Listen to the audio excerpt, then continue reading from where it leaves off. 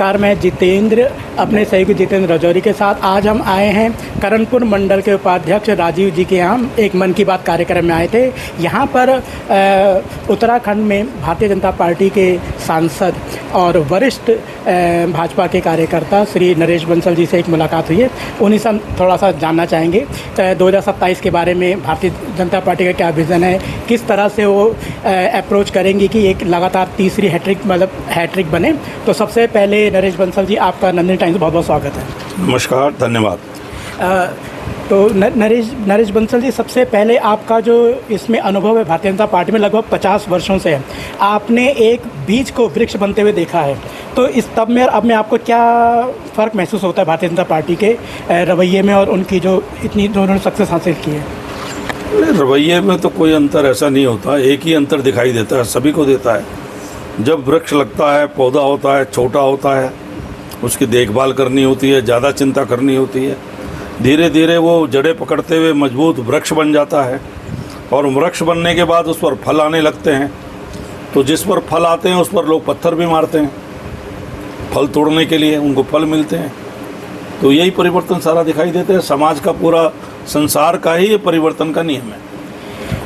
तो जिस तरह से आपने कहा कि भाई जो फलदार वृक्ष होते हैं उसी को लोग पत्थर मार के बच्चे फल तोड़ने के लिए करते हैं, तो हालिया जो घटनाक्रम हो रहा है यहाँ की उत्तराखंड की जो कानून व्यवस्था है, आपने देखा होगा चारधाम यात्रा में, और जो ताज़ा प्रकरण निहंगों का है, तो इस मामले में विपक्ष के सवालों का आप क्या जवाब देना चाहेंगे? विपक्ष के पास कोई मुद्दा नहीं है। हर प्रकार से कानून व्यवस्था प्रदेश के अंदर सब प्रकार से ठीक है। इक्का दुक्का घटनाएँ होती हैं, लेकिन उनका भी समाधान त्वरित गति से होता है। चारधाम यात्रा जिस प्रकार से चल रही है, सभी वर्षों से बहुत ज़्यादा, अब तक 40 लाख लोग चारों धाम के दर्शन कर चुके हैं। 5वां धाम हेमकुंड साहिब जा चुके हैं। शांतिपूर्ण ढंग से सुंदर व्यवस्थाओं के अंतर्गत स्वास्थ्य की व्यवस्थाएं हैं, परिवहन की व्यवस्थाएं हैं, आवास की व्यवस्थाएं हैं, कानून व्यवस्था है।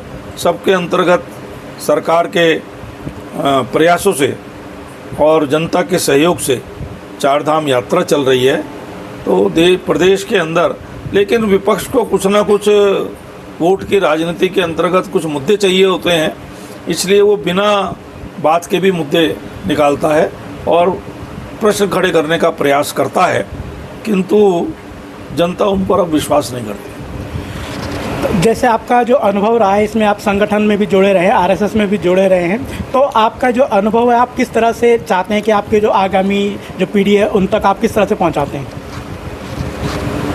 आगामी पीढ़ी उसी प्रकार से ध्यान रख के चले कि हम राजनीति के अंदर सत्ता का सुख भोगने के लिए नहीं आए हैं, सामाजिक परिवर्तन के लिए राजनीति के क्षेत्र में आए हैं।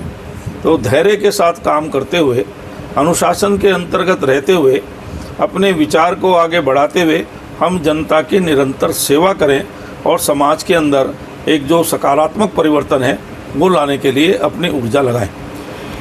उत्तराखंड का जो एक सबसे बड़ी जो समस्या रही है काफ़ी समय से कि जो उत्तराखंड के जो युवा है उनको रोज़गार के लिए पलायन करना पड़ता है, तो आपके द्वारा मतलब इस तरह से या आपके सरकार के द्वारा ऐसे क्या प्रयास किए जा रहे हैं, मतलब कि उनको पलायन ना करना पड़े और उनको रोज़गार उपलब्ध? सरकार के द्वारा बहुत सारी योजनाएं हैं। मुद्रा लोन की योजनाएं हैं, स्टे होम की योजनाएं हैं, और चंद्र सिंह गढ़वाली योजना है जिसमें लोगों को रोज़गार मिल रहा है। सरकार बैंकों से बिना गारंटी के लोन दे रही है, रोजगार के अवसर दे रही है। उसके कारण उत्तराखंड आज अग्रणी राज्यों में खड़ा हुआ दिखाई देता है। अगर मैं उसकी चर्चा करूंगा तो बहुत लंबी चर्चा हो जाएगी।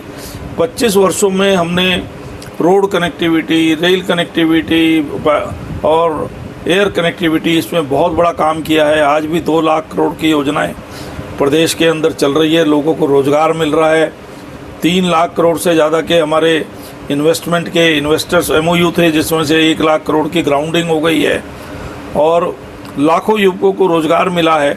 सरकार ने भी नए नए कानून बनाए हैं, पहली बार कानून बनाए हैं। UCC का कानून हम लेकर के आए, 10,000 एकड़ भूमि को अपने अतिक्रमण से मुक्त कराया है, और नकल विरोधी कड़ा कानून लेकर आए हैं, भू कानून लेकर के आए हैं। इस प्रकार से सारे कानून के माध्यम से हमने पहली बार, आपने देखा होगा कि IAS की भ्रष्टाचार में नौकरी बर्खास्त हुई है, सैकड़ों लोगों को जेल भेजा गया है। भ्रष्टाचार के प्रति जीरो टॉलरेंस है, किसी भी प्रकार के जिहाद के प्रति जीरो टॉलरेंस है।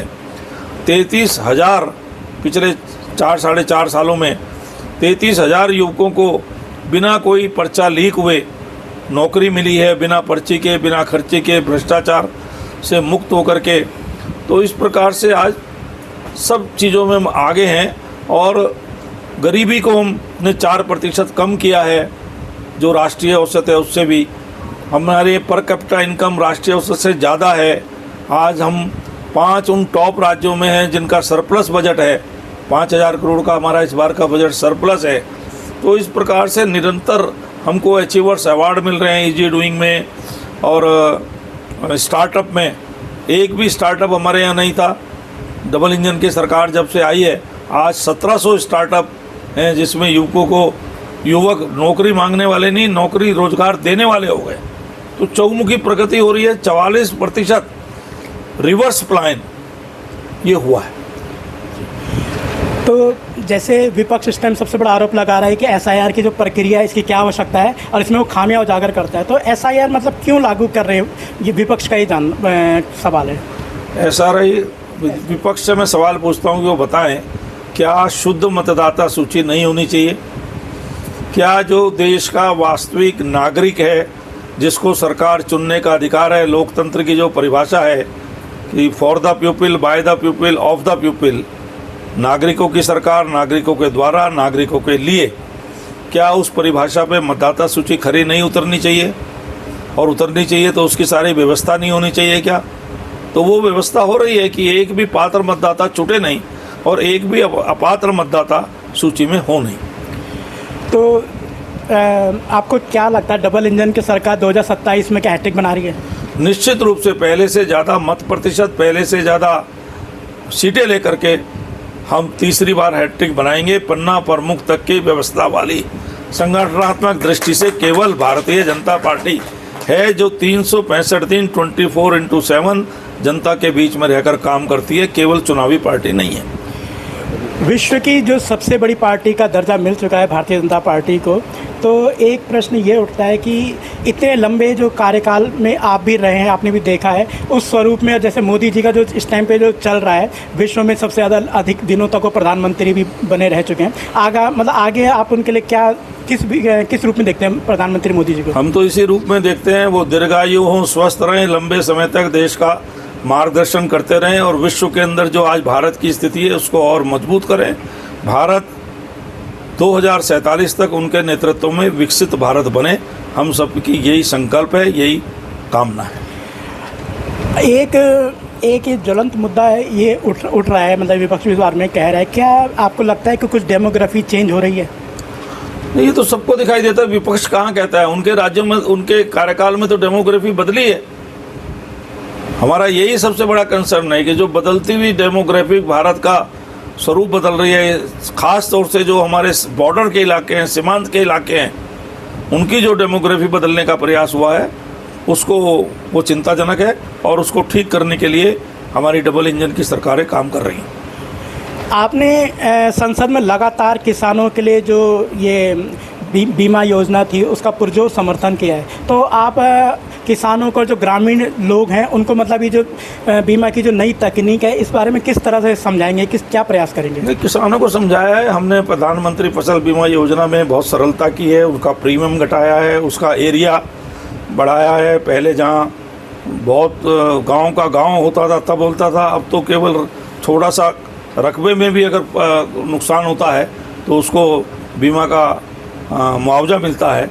इस प्रकार से पूरी तरह से योजना सरल की गई है और उसमें ग्रामीणों की सहभागिता बढ़ी है, उनको उसका लाभ मिला है। जो भारतीय जनता पार्टी की जो विकास योजनाएं हैं, ये मतलब अंतिम पायदान तक, अंतिम व्यक्ति तक पहुंचाने में आपके द्वारा क्या प्रयास किए जाएंगे?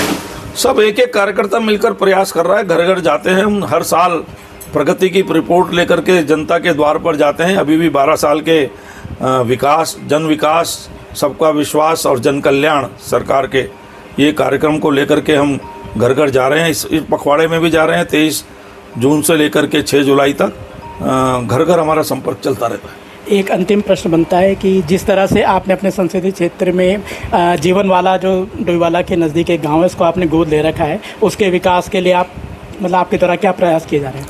सामूहिक जो भी उसकी सांसद आदर्श ग्राम की योजना में जो जो चीज़ें हैं, वहाँ की मूलभूत समस्याएं हैं, उनका समाधान हो, वहाँ पर स्कूल हो, वहाँ पर आंगनबाड़ी हो, वहाँ पर प्राथमिक चिकित्सा की सुविधा हो, वहाँ पर किसानों के लिए बहुउद्देशीय शिविर लगे, वहाँ की समस्याओं के लिए शिविर लगे, वहाँ का नाली है, खड़ंजा है, ये सब ठीक प्रकार से हो, स्कूल की व्यवस्था ठीक हो, शौचालय हों।